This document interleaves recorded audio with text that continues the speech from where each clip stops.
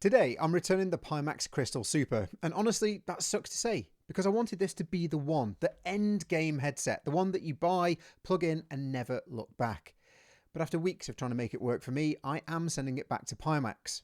Hi there, if you're new to the channel, I'm Matt Williams, aka Mr. MPW, ex-military flying instructor and combat pilot, and now my mission is to improve flight safety through education. So, a quick bit of context before we go any further, because this is important. I paid for this myself. No sponsorship, it's not a review unit, I got no special treatment from support. And also, I want to emphasise that this is not a hit piece on Pimax. I'm going to be as fair as I can based on my experience. Because when this thing does work, it is incredible. But I also want you to be able to hear a retail owner's experience from start to finish, an experience from someone who invested their own money into getting this headset, because to be honest, that seems difficult to find right now. When I decided to go for it and grab the Crystal Super, one of the big things that convinced me to actually go for it was the deal available at the time, which I think Pimax have since stopped offering. When I bought the headset, you paid 50% up front, they shipped the headset to you, and then you got 14 days to trial it. If you keep it, the unit gets locked at the end of the 14 days until you pay the remaining 50% balance.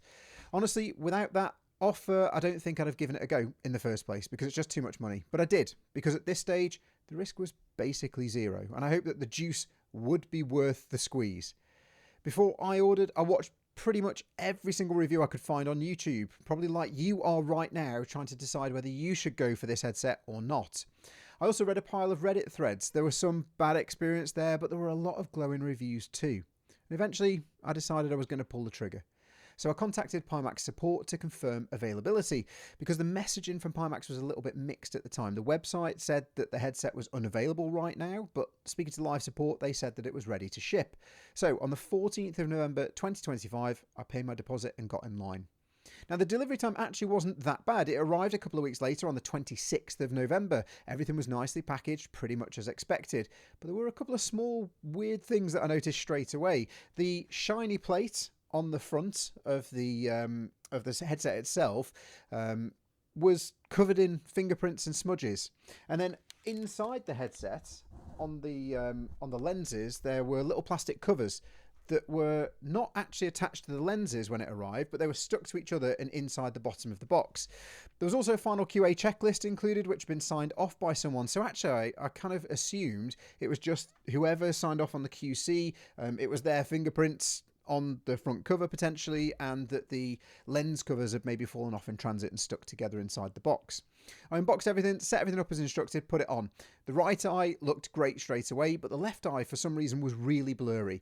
And actually then when I tried to use both eyes together looking through the headset, I felt really cross-eyed straight away. I had this weird feeling that my eyes were trying to kind of fight to fuse the image together.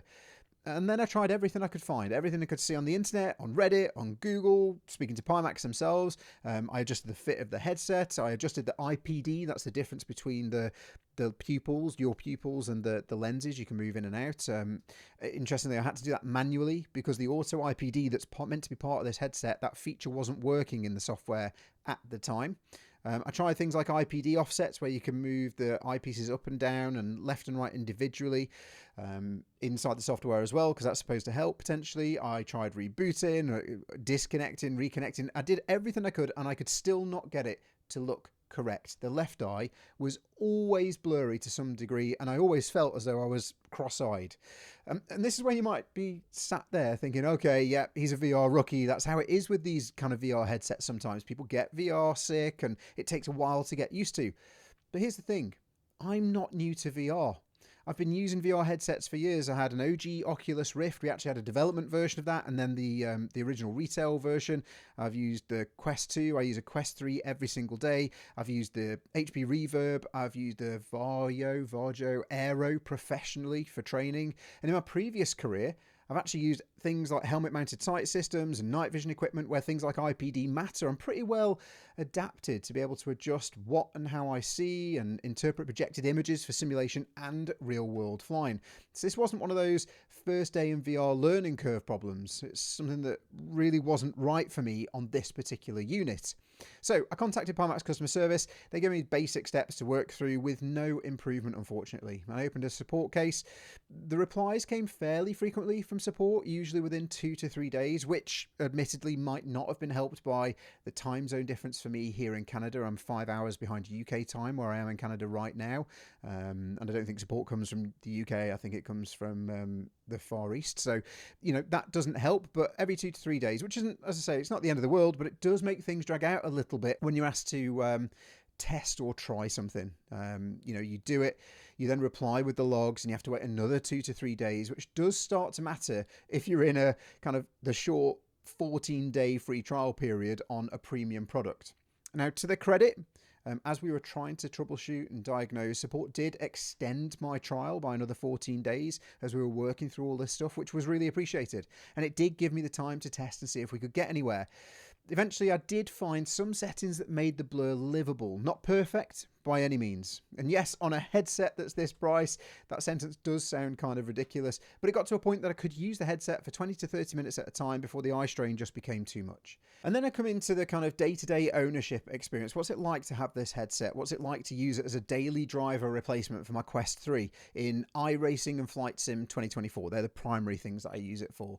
First problem I found was launching into VR reliably. Now, this is not just a Pimax issue, to be fair. OpenXR and Steam VR layers can be messy sometimes, but my experience was really hit and miss. Sometimes I'd load into the Steam VR home environment and be 30 feet under the floor. Sometimes it'd be okay. It's as if the kind of place space calibration didn't seem consistent, despite me sitting in exactly the same simulator chair every time and doing everything I could find online, everything I could do with support to try and get that to be dialed in. So it just jumped around all over the place for me. That was what I experienced. I think ultimately the big thing for me was just getting into VR and launching a simulator, be it iRacing or Flight Sim, became a real chore. It became a battle that I didn't look forward to.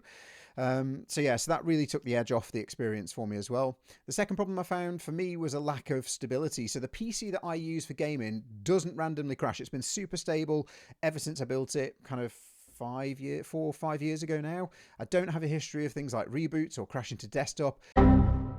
But for some reason, whenever I connected this headset in particular, I had random reboots. I had loads of crashes to desktop, and it would also randomly blank my second monitor, which meant a constant shuffle kind of from my sim chair to the back of the PC, disconnect everything, reboot the computer, reconnect it, relaunch over and over again.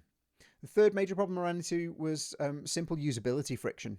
I kept losing the mouse cursor when I was inside different simulators completely.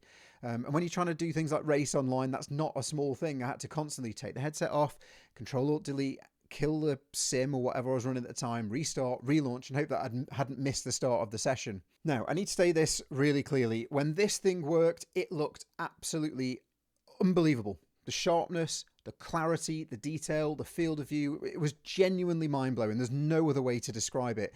And the foveated rendering, which was the thing in this that made me go for the Crystal Super in the first place, inside things like iRacing and Flight Sim 2024, meant that even on a 4090, so a generation old graphics card now at the time of shooting this video, I could really dial up the settings in those simulators and make things look incredible whilst getting usable frame rates. That part really did feel like the future now. And that's why this is so frustrating, because the potential is 100% real. Now, Pimax did offer a solution to what looked like a hardware issue with the left eye in the optical engine of this headset. They offered to send me a replacement optical engine totally free of charge, and I respect the approach. They would ship the replacement first, and I'd send back the faulty one once I'd replaced it and put that one in there. And in my opinion, that's the right way to do it, particularly on a headset that costs this much money. But the issue was the time it was going to take. When support went down to kind of dialing it in eventually after 8 or 9 weeks of me having the headset, a couple of months of me having the headset, they offered to replace the optical engine, but then told me it'd take 3 to 5 weeks for the replacement engine to come back into stock before they could even ship it, which would then take another couple of weeks, which is really frustrating. And here's my real concern with that, though. It's not actually the waiting and isolation. You know, to get a working headset of this kind of clarity and mind-blowing performance when it works is probably worth it. But my main issue was what it says about the long-term ownership of the headset. Because if something goes wrong later on and I'm still under warranty, for example, am I going to be waiting 1 to 2 or more months for parts to come into stock and then longer for them to be shipped to me depending on where I am in the world, on a premium product that's costing $2,500 Canadian dollars for me to buy. Personally, I just don't think that's acceptable. I think I'd go as far to say, not at this price, not for the market that this headset is aimed at. Ultimately, I requested a return of the headset after my free trial and the extended free trial had happened, because I don't want to have to keep fighting this. Ultimately, I've got a Quest 3 that I can turn on and use every single time, pretty much without a problem. And yes, the visuals aren't on the same level as the headset, but the reliability and the kind of end user experience really does matter, especially when you're just trying to jump on the sim. I'm busy, I've got businesses, I'm running around after 2 young kids. I don't have the time to sit down and kind of fight to get into the sim every night or every day when I want to play. I need to just put the headset on, jump in, fire it up and play. And to be honest, I'm not interested in being a beta tester of hardware and software, especially at the premium prices that I'm paying for this kind of headset. So here's my honest conclusion, without the pressure of hoping that Pimax will send me new headsets in the future whenever they make one. The Pimax Crystal Super can be incredible. When it works, it really is, in my opinion, one of the most impressive consumer VR visual experiences I've ever seen. But the ownership experience did not match the price or the performance of the headsets, and the reality of delays for warranty parts and support doesn't match what I personally expect when investing in a premium product.